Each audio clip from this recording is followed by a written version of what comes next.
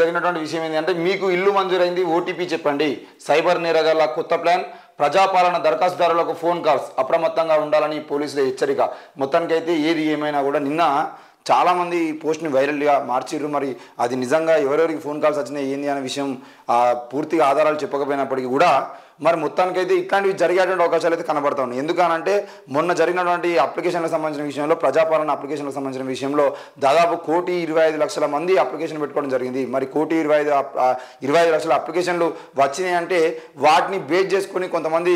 cyber నేరగాళ్ళు ఎవరైతే ఉంటారో వాళ్ళు మీకు ఓటీపీ వచ్చింది చెప్పండి మీకు ఇల్లు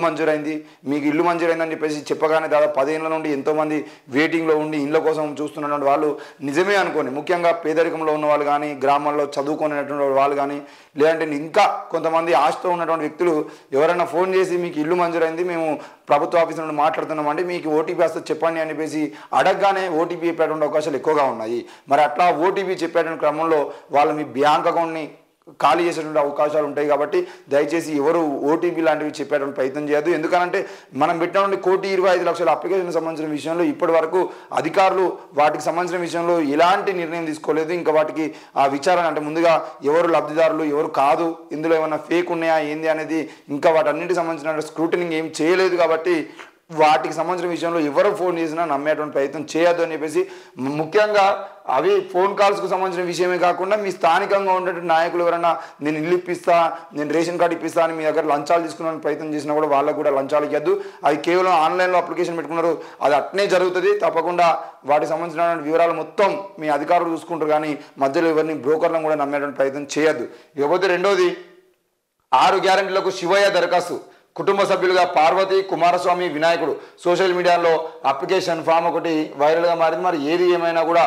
ఏ అప్లికేషన్ పెట్టినా ఎక్కడ పెట్టినా ఇలాంటివి జరగడం కామన్ ఎందుకనంటే కొంతమంది చిల్లరగాళ్ళు ఎవరైతే ఉంటారో కావాలని ఇట్లాంటివి చేస్తూ ఉంటారు మళ్ళీ వాటికి సంబంధించిన విషయంలో దొరికిన తర్వాత నేను ఏదో టైంపాస్ చేసినా అని చెప్పేసి మాట్లాడుతూ ఉంటారు మరి నిన్న ప్రభుత్వం ప్రతిష్టాత్మకంగా చేపట్టినటువంటి ప్రజాపాలన కార్యక్రమానికి భారీ స్పందన వచ్చింది 6 గ్యారంటీల కోసం ప్రజలు భారీగా దరఖాస్తులను అందజేశారు ఈ క్రమంలో హన్మకొండ జిల్లా భీమదేవరపల్లి మండలం ముత్తారం గ్రామంలో విచిత్ర సంఘటన చోటు చేసుకుంది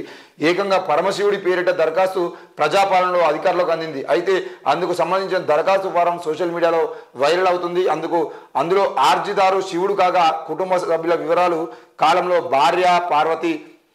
కుమారుల పేర్లు కుమారస్వామి వినాయకుడు అని చెప్పేసి రాసి ఉంది ఇది ఎవరో ఆకతాయిలు కావాలని చేసి ఉండొచ్చని ట్విట్టర్లో నెటిజన్లు కామెంట్ చేస్తున్నారు మరి దీనికి సంబంధించిన విషయంలో ఈ అప్లికేషన్ ఫామ్ అనేది నిజంగానే ప్రజాపాలనకు వచ్చి ఉంటే మాత్రం ఆ భీమదేవరపల్లి మండలం ముత్తారంకు సంబంధించినటువంటి అధికారులు ఏం చేసిర్రు ఏంది అనేది మనం అడగచ్చు మరి ఈ అప్లికేషన్ ఫాము అందరికీ ఇచ్చారు ఆ అప్లికేషన్ ఫామ్ తీసుకున్న వ్యక్తులు కావాలని కొంతమంది ఆ భీమదేవరపల్లి మండలము ముత్తారం గ్రామం అని చెప్పేసి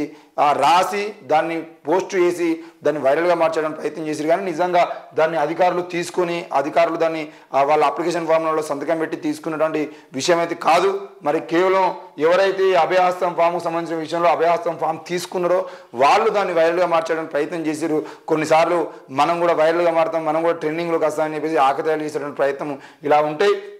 అంటే ఏది ఏమైనా కూడా ఇట్లాంటివి చేసి వైరల్గా మారాలని ప్రయత్నం కూడా కొంతమంది చేస్తూ ఉంటారు మరి అందులో భాగంగా ఆ భీమదేవరపల్లి మండలం నుండి అయితే ఇట్లాంటి వార్త కూడా చూస్తూ ఉన్నాం మరి అధికారులు కూడా చాలా విషయాల్లో జాగ్రత్తగా ఉండి ఇట్లాంటి అప్లికేషన్లకు సంబంధించిన విషయంలో కూడా ఫేక్ అప్లికేషన్లకు సంబంధించిన విషయంలో కూడా ఏం జరుగుతుంది ఏందన్న దాని మీద నిఘా పెట్టి అవి అక్కడనే కింది స్థాయిలోనే వాటిని తీసేసే విధంగా ఉండేంటే బాగుంటుంది